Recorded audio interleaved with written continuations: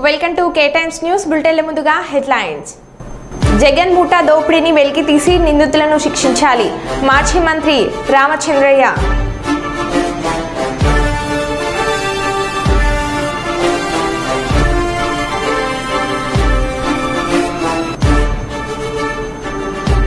విమానాశ్రయం చేరుకున్న ఉప ముఖ్యమంత్రి జనసేన అధినేత పవన్ కళ్యాణ్.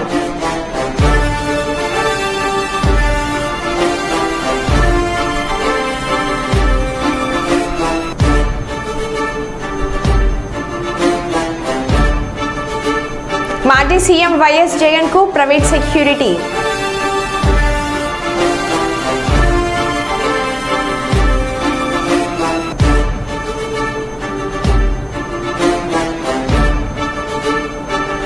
వలస కూలీల భద్రత యజమానులనే అని అన్నారు పెద్దపల్లి ఏసీపీ గజకృష్ణ.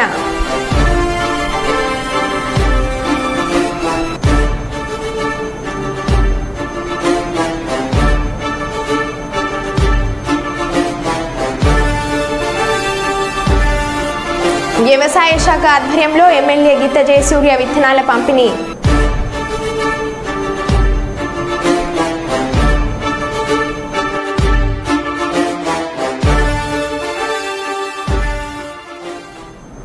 ఇక వివరాల్లోకి వెళ్తే తీహార్ జైలుకు చేరుకున్న మాజీ మంత్రులు సబితా ఇంద్రారెడ్డి, సత్యవతి రాథోడ్. ఎమ్మెల్సీ కవితను ములాఖాత్లో భాగంగా కలిసిన సబితా ఇంద్రారెడ్డి, సత్యవతి రాథోడ్.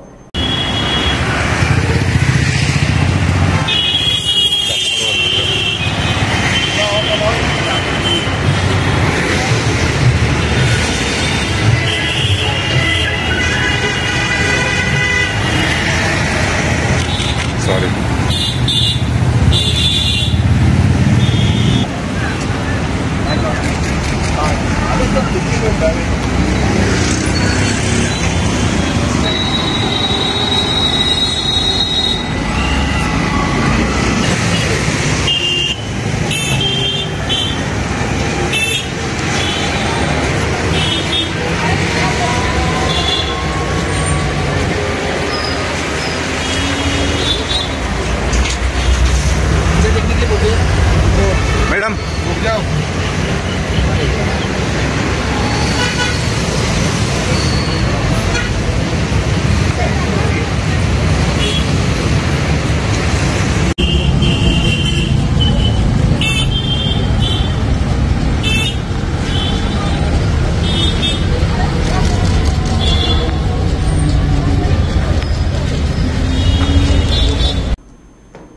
క్యాతన్పల్లి మున్సిపాలిటీలో బక్రీద్ వేడుకలు ముస్లిం మైనార్టీ వెల్ఫేర్ కమిటీ అధ్యక్షులు అబ్దుల్ అజీజ్ ఆధ్వర్యంలో ఘనంగా నిర్వహించారు.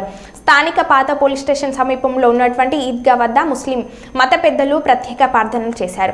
ముస్లిం సోదరులు ఒకరినొకరు శుభాకాంక్షలు తెలుపుకుంటూ అలై భలై చేసుకున్నారు. ఈ సందర్భంగా బిలాల్ మజీద్ హజీబ్, అబ్దుల్ అజీజ్, మదీనా మజీద్ ఇమాం అక్బర్ అలీ, మత పెద్దలు అక్బర్ అలీ, యాకూబ్ అలీ, డాక్టర్ సలీం బియాబానీ మాట్లాడుతూ త్యాగానికి ప్రతి రూపకంగా బక్రీద్ పండుగను ఘనంగా నిర్వహించడం జరుగుతుందని వారు తెలిపారు. భారతదేశం భిన్నత్వంలో ఏకత్వం కలిగిన దేశమని ప్రతి ఒక్కరూ సోదర భావంతో కలిసిమెలిసి పండుగను జరుపుకోవాలని వారు సూచించారు.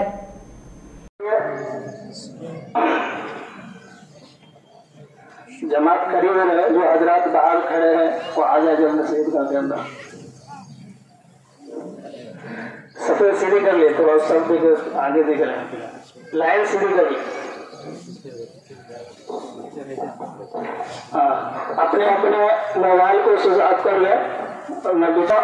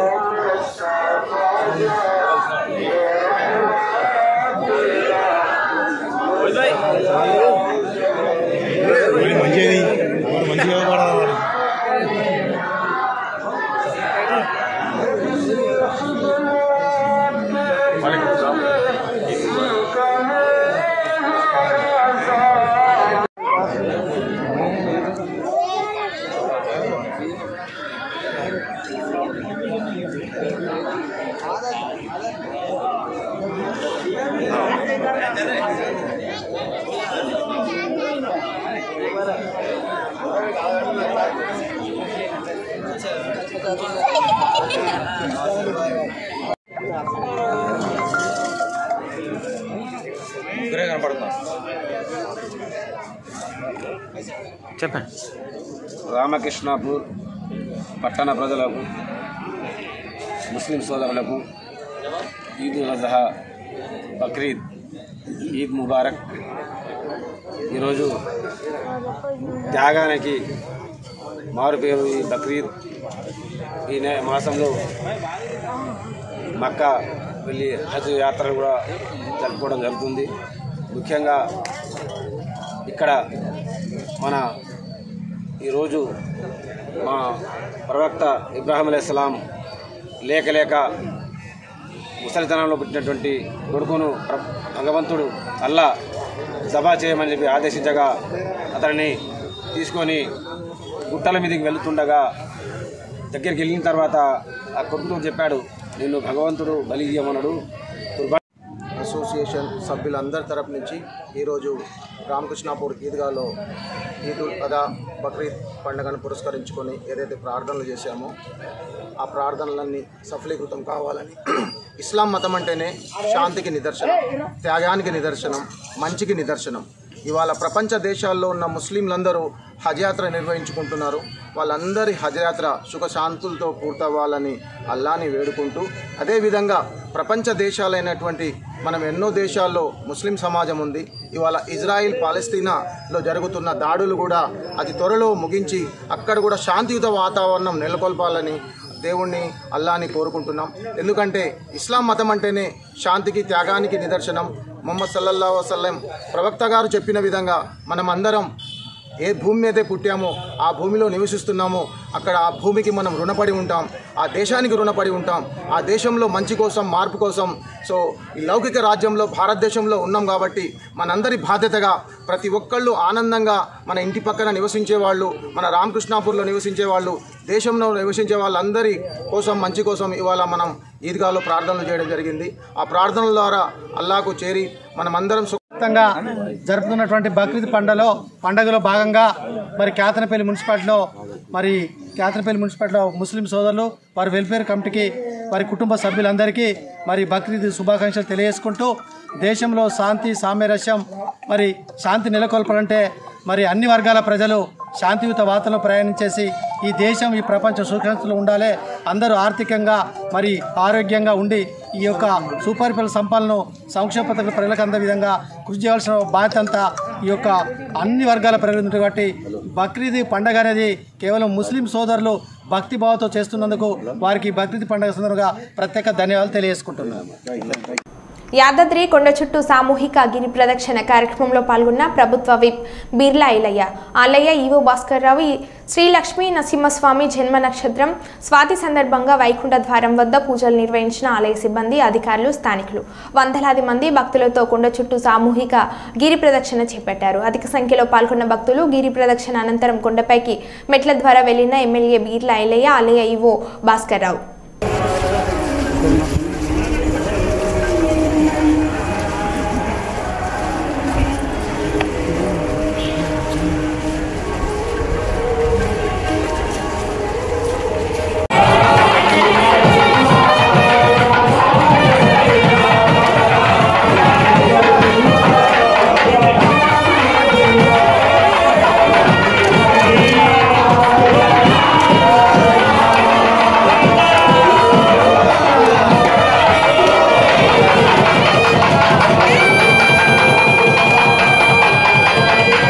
వరంగల్ ఓసిటీ క్రీడా మైదానంలో వాకర్లకు ఇబ్బందులు తప్పడం లేదు.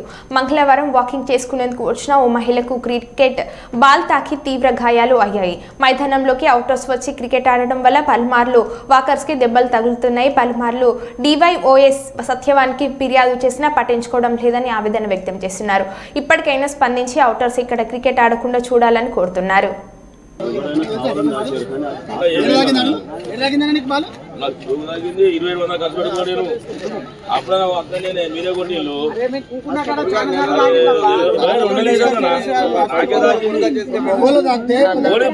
ఇప్పుడు మిమ్మల్ని వచ్చి అడిగినా కామన్ అయితే బాలసింహ సప్లై కూడా కానీ ఇప్పుడు ఆడ మిస్టేక్ అయింది అనుకో పరిస్థితి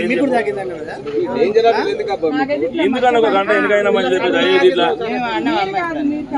మీరు వైసీపీ పాలనలో రాష్ట్రాన్ని పూర్తిగా దోచేసి జగన్ దొంగల ముఠా స్టేట్ను మట్టి దిబ్బగా మార్చేశారని టీడీపీ ఎమ్మెల్సీ మాజీ మంత్రి శ్రీ రామచంద్రయ్య తిరుపతి ప్రెస్ క్లబ్లో సోమవారం సాయంత్రం మీడియా మిత్రుల మధ్య విమర్శించారు. ఈ సందర్భంగా వైకాపా పాలనలో జరిగిన దుర్మార్గపు దోపిడీలకు సంబంధించిన 5 పేజీల బుక్లెట్ను విడుదల చేశారు. తిరుమల తిరుపతి దేవస్థానం శ్రీవారి మహా ఆలయాన్ని నిలువు దోపిడీ చేశారని అన్నారు. భక్తులు వేసే డబ్బులు ఎక్కడికి వెళ్లాయని ఆశ్చర్యాన్ని వ్యక్తం చేశారు. జగన్ దోపిడీ ఒక్కొక్కటి బయటకు వస్తున్నాయని, అందులో రుచికొండ భాగవతం బయటపడిందన్నారు. వైకాపాకు 40% ఓట్లు వచ్చాయని, అవి సీట్ల రూపంలో ఎందుకు విజయం సాధించలేకపోయిందని జగన్ మీడియా ముందు ఆవేదన చెందడాన్ని తప్పుపట్టారు. జగన్ అండ్ చేసిన దోపిడీలను బహిర్గతం చేసి సంబంధిత ఆలీబాబా 40 దొంగలను శ్రీకృష్ణ జన్మస్థానానికి పంపాలని డిమాండ్ చేశారు.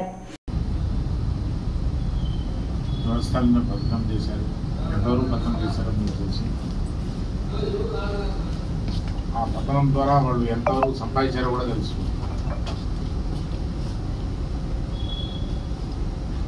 సో ఇంత దోచినోడు రాజకీయాలు కూడా అనేది నాకు కోసం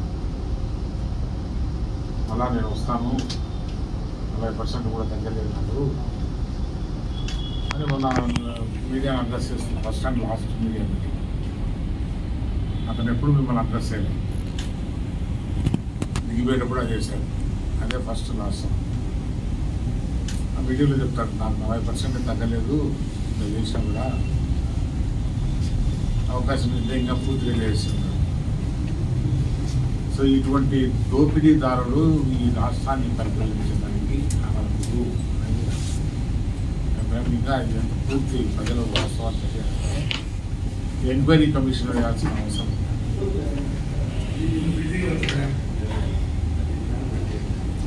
మనం చరిత్రలో చాలా పాఠాలు చదివాము. చరిత్ర చదివాము. జపాన్ పైన హిరోషిమా నాగసాకి బాంబ్స్ వేయడం, అంటే అమెరికా బ్రిటన్ గడ్డి కూడా మలవనేటువంటి పరిస్థితి ఏర్పడింది. ఈ గుడిని ప్రాంతాలు గడ్డి కూడా మల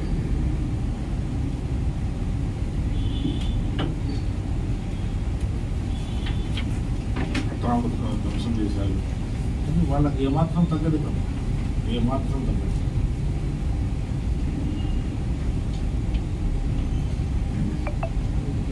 పంతొమ్మిది 24 మధ్య 5 years రూల్ చేశారు. ఈ రాష్ట్రం మట్టి దిబ్బగా మార్చేశారు. ఆంధ్రప్రదేశ్లో ఒక మట్టి దిబ్బగా మార్చేశారు. ఇది మాత్రం అంతసేపు వ్యవస్థలని దారుణంగా పడతాం. కొంతకాలము ఎలక్టెడ్ గవర్నమెంట్స్ లేకున్నా కూడా ఈ సిస్టమ్స్ రన్ చేస్తాయి ఎక్కడ సార్. ఒకప్పుడు అడ్వైజర్ ఉన్నాడు గవర్నర్.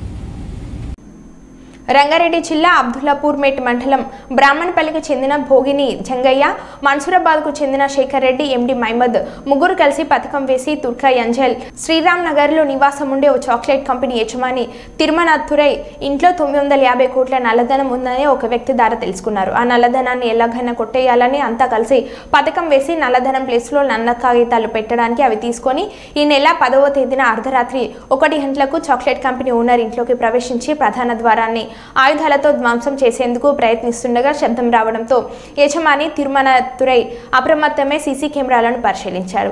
కొందరు ఇంట్లోకి వస్తున్నట్లు గుర్తించి 100కి కాల్ చేశాడు. పోలీసులు ఘటన స్థలానికి చేరుకునేలోపు నిందితులు అక్కడి నుంచి పరారయ్యారు. ఆదిపట్ల పోలీసులు కేసు నమోదు చేసి సీసీటీవీ ఫుటేజ్లు పరిశీలించి నిందితులను పట్టుకున్నారు.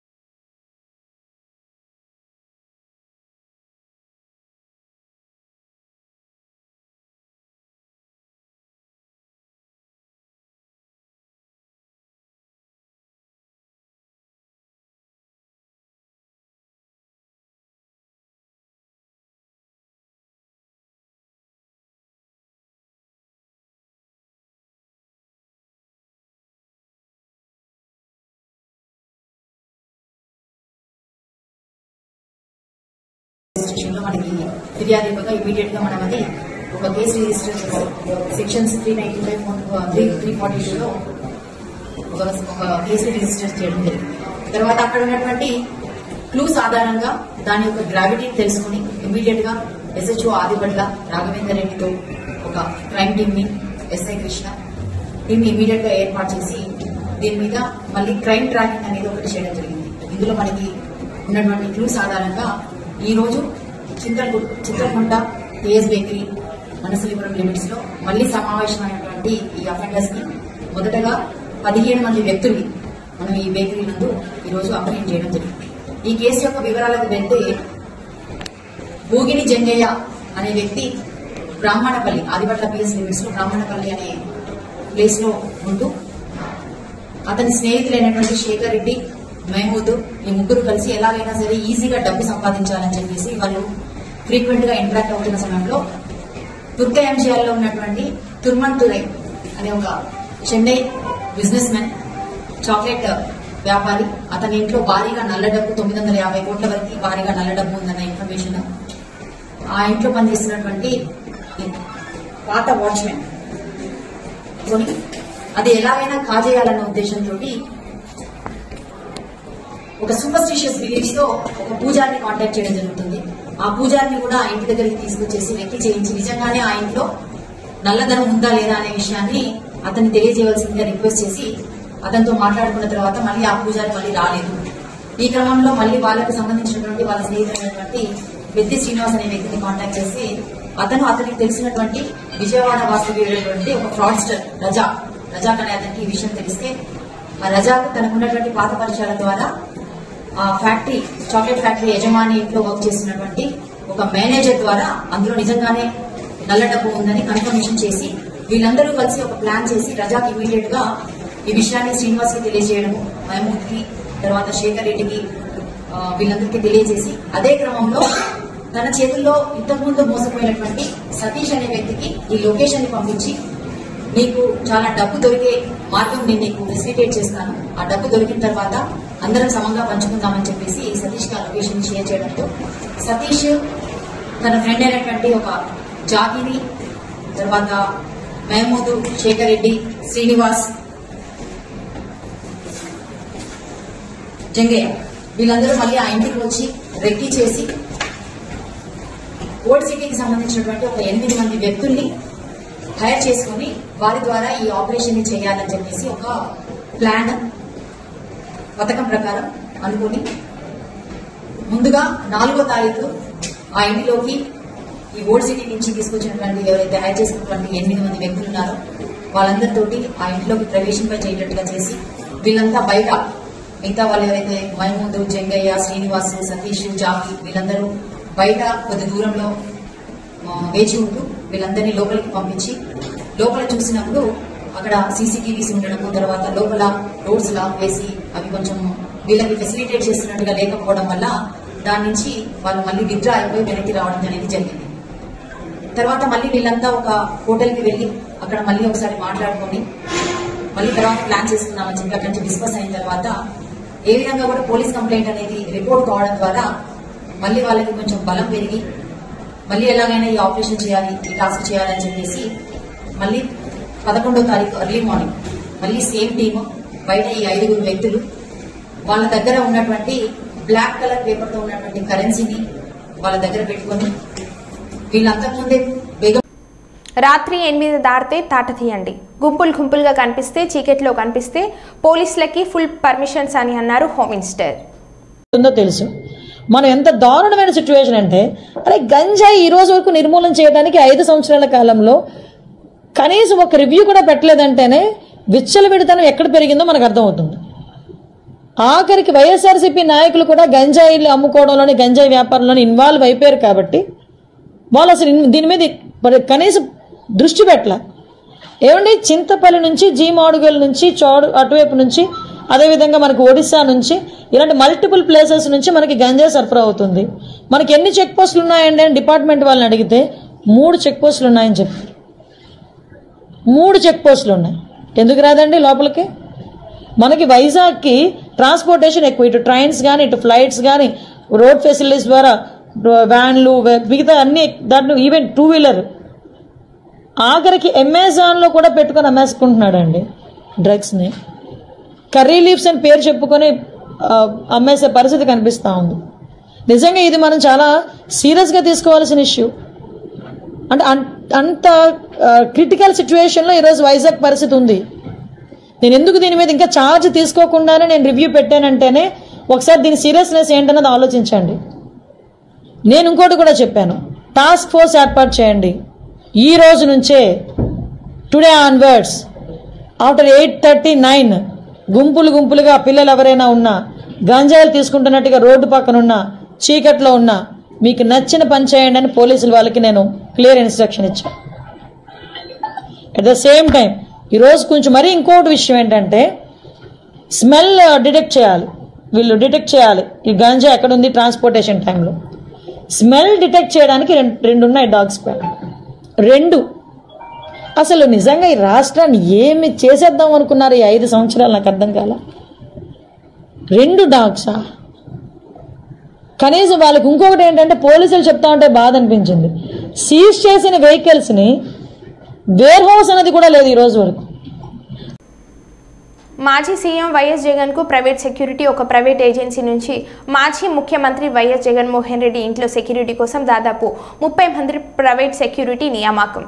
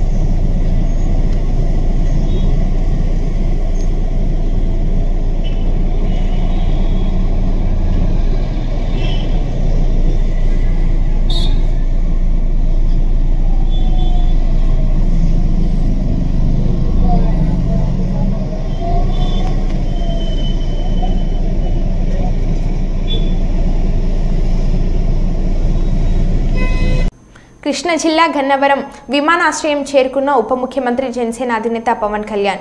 రోడ్డు మార్గం ద్వారా సీఎం క్యాంప్ కార్యాలయానికి వెళ్లిన పవన్ కళ్యాణ్ కు Y plus security deputy CM Pawan Kalyan కు భద్రత పెంచింది. ఆయనకు వైప్లేస్ సెక్యూరిటీతో పాటు ఎస్కార్ట్ బుల్లెట్ ప్రూఫ్ కార్ను కేటాయించింది. కాగా ఇవాళ సచివాలయం వెళ్లనున్న పవన్ తన ఛాంబర్ను పరిశీలించనున్నారు. రేపు ఆయన డిప్యూటీ సీఎంగా బాధ్యతలు స్వీకరిస్తారు.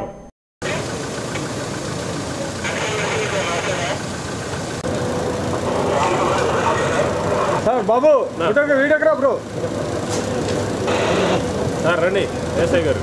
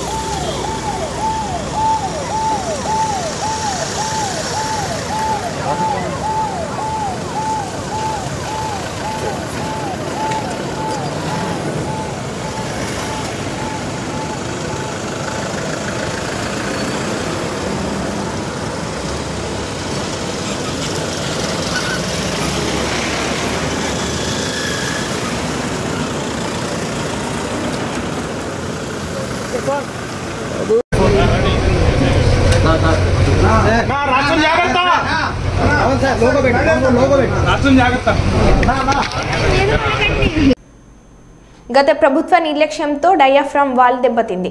447 కోట్లతో మరమ్మతులు చేసినా బాగానే ఉందని పరిస్థితి లేదు. సమాంతరంగా డయాఫ్రామ్ వాల్ కడితే 990 కోట్లు ఖర్చు అవుతుంది. పోలవరం విషయంలో జగన్ క్షమించరాని తప్పులు చేశారని అన్నారు. మనం ఆ రోజు ఈ యొక్క డయాఫ్రామ్ వాల్ మీరు ఒక్కసారి చూస్తే మొత్తం 446 కోట్ల రూపాయలతో డయాఫ్రామ్ వాల్ వాటర్ ఫుటింగ్ లో అప్పుడు కూడా ప్రాబ్లమ్స్ ఉంటే 2 సీజన్లో పూర్తి చేశాం. ఆ డయాఫ్రామ్ వాల్ కాపాడవలసినటువంటి ప్రభుత్వం కాపాడకుండా ఇష్టానుసారంగా ప్రాజెక్టు యొక్క ఫేట్ తో ఆడుకొని ఇప్పుడు మొత్తం ఈ డ్యామేజ్లు అయితే ఆ డ్యామేజ్ కూడా కనుగొనడానికి ఒక 1 year పట్టింది. గవర్నమెంట్ ఆఫ్ ఇండియా చాలా సార్లు చాలా స్పష్టంగా మీరు మార్చద్దంటే అవన్నీ కరెస్పాండెన్స్ రేపే నేను మాట్లాడతాను. ఇప్పుడు నేను డీటెయిల్స్ పోవడం లేదు. బ్రాడ్ గా కాన్సెప్ట్ ఫస్ట్ టైం ఇన్ఫర్మేషన్ ఇక్కడికి వచ్చాను. I have seen the project. మామూలు వాళ్ళైతే అర్థం కాదు. నేను ఒక 100 సార్లు ఈ ప్రాజెక్ట్ గురించి రివ్యూ చేసి ఉంటాను. 30 times ఇక్కడికి వచ్చి ప్రాజెక్ట్ లో చూశాను. అడుగడుగున అన్ని నిర్ణయాలు నేను భాగస్వామిని నేను అర్థం చేసుకోగలిగాం. ఈరోజు ఒక పక్కన డయాఫ్రామ్ వాల్ 3 bits లో పోతే ఇప్పుడు ఆల్టర్నేటివ్స్ ఏంటంటే మీనవేషాలు లెక్కేసే పరిస్థితికి వచ్చారు. ఇందులో ఆ 2 బిట్లు కానీ ఎక్కడికక్కడ ఒక parallel D wall diaphragm wall బయటికి ఎక్కడ డ్యామేజ్ అయిందో దానికంటే ముందు ఒక ప్యారలల్ గా పెట్టి దాన్ని కవర్ చేస్తే 447 కోట్లు అవుతుంది. మామూలుగా మనం ఖర్చు పెట్టింది 446 కోట్లు. ఇప్పుడు రిపేర్ చేయడానికి 447 కోట్లు.